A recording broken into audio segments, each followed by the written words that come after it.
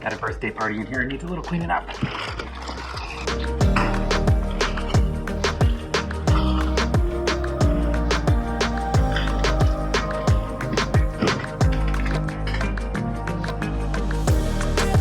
I recommend doing is, instead of passively watching movies, is to actively analyze movies. And this is a very difficult thing to do. It sounds easy, but it's not. This is very difficult to do. Movies are intentionally designed to help you and cause you to turn off your brain and to relax so that you can get right into the movie world. And so not doing that, actively keeping your brain on, is actually very difficult, especially in a movie that's done well and is actually worth analyzing. So here are my tips for analyzing movies. Anytime there's something worth noting, stop the movie, pause it, and take notes. Ask why like crazy. Why is it like this? Why did they put this here? Why is this timing this way? Why did that character say it that way? Why did they use these words? Why is the t-shirt have this word on it? Why are they in this location? Why is the location named this? All those kinds of questions are legitimate questions, because what you are watching is an artificial construct. Everything is created in that scene of that movie on purpose. Nothing is by accident. There is a reason behind everything. So you need to ask why. Dig, really dig. And this takes some serious mental discipline. The first time I saw somebody really analyze a movie, I was in San Antonio at a film festival. And the presenter took a movie, and we had a 2-hour time slot. And we made it 5 minutes into the movie because there was so much to talk about. If you're watching a movie and it's a 2-hour movie and you're done at 2 hours, you're doing it wrong. If you're done at 2:15, you didn't stop nearly enough. This should take a long time. You should be really analyzing movies. Okay, so for example, the first thing that you're going to see in any movie is the studio logo. And that is not an accident. Most people think, oh, well, that's because of branding. They want people to see that their studio did it. Maybe we'll go out and buy other movies and have a good feeling about other movies with that logo on it. Kind of true. I'm sure they really haggle and negotiate, and people pay big bucks to have their logo at the front there, but it does a storytelling function as well. And that is far more important than any branding name recognition that goes on, because that logo is a psychological signal to our brain that says, sit back, relax, turn your brain off, engage in this world as if it is reality. We'll do the thinking from here. And it works. It works really, really well. You just try pausing the movie every time that logo comes up. It is hard work.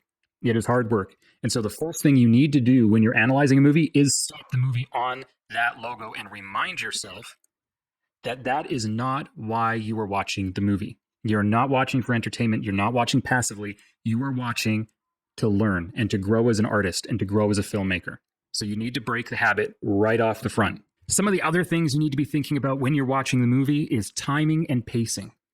Hollywood has perfected timing and pacing. Well, maybe not perfected, but they've got pretty close.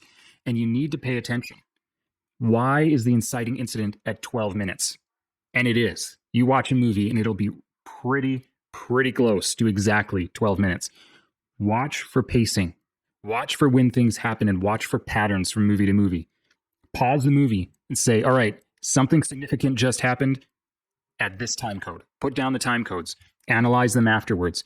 We just saw an object. The camera just lingered on something. I don't know what it's about yet, but that probably is significant. I'm going to make a note about that. Pay very careful attention to when they introduce characters, all that timing and pacing stuff. That is critical to understand how to pace and time. And so learn from that. They know what they're doing. They're good at it. Take notes. Our tendency will be to watch for things that are done well. Wow, that lighting looks amazing. Wow, that scene was just pulled off beautifully. It just worked so well. But watch for the ugly as well. These movies are made by human beings and they make mistakes. And they will sometimes, there'll be things that don't get executed well. And there'll also be things where you go, whoa, did they really just say that? Did they just say this was good?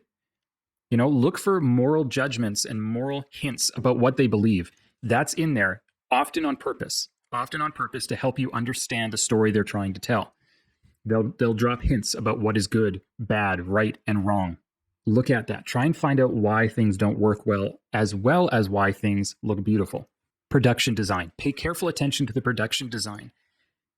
Costumes, sets, colors, all that stuff, even the lighting is part of the production design. The creation of the world helps tell the story. And sometimes it does it well, and sometimes it doesn't do it well. An actor doesn't just show up on set just wearing whatever they want and they just film them in that. There are people that have spent months thinking about exactly the right thing for that character to wear in that shot to tell the story, to help forward the message that they want to tell in that shot so that it is as powerful as possible. So pay careful attention to that stuff. Nothing is inconsequential. All the background people, all the extras, they think about those people too. There's, the set decoration, all of that stuff is on purpose. None of it is by accident. Some of it is done well, storytelling wise, and some of it isn't. Take notes. Take notes on that stuff. And of course, the cinematography, right? Think about when they're moving the camera and when they're not moving the camera. What lenses are they using for close-ups? What lenses are they using for the wide shots?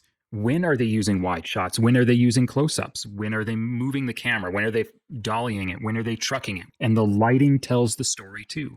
Cinematography and lighting is just as much about what you don't show as what you do. So think about that. What's off screen? What's hidden? What's obscured? What's played down and what's highlighted? All that stuff matters. Every frame is a painting that's been thought through. What did they have to do to achieve that lighting? Stop it frequently and say, okay, how did they do this? How did they do this? How would I do this if I had to do it? If story is king, music is queen. Music is incredibly important. Pause the movie. Think about, is there music right now? What kind of music? Is it coming in or is it going out? Why is there no music here and there's music there? How do those musical themes interact with what's happening on the screen? Think about that stuff. I would recommend that if you're doing this, it's going to be a lot easier if you get some other people to do it with you who are really also committed, commit to each other. Hey, we're going to stop this movie all the time. We don't want to get through the whole thing. We want to analyze the arcs. We want to understand what's being said and why it's being said in every frame. If you're having trouble with this, get your phone out and set a timer for 30 seconds and just have it go off every 30 seconds and say, what's happening now? What's happening now? And discuss it. Talk about it. Get the thoughts out of your head and bounce them off other people. If you watch movies like that, you'll actually be learning valuable, powerful theory. When you're just absorbing movies, just absorbing content, you might get inspired, but really what that motivates us to do for the most part is watch another movie and just sit back and do nothing. And what would be even better yet than analyzing a movie is getting out and doing the hard work. I've always said 80 to 90% of filmmaking is experience. Theory is important. Understanding the whys is important.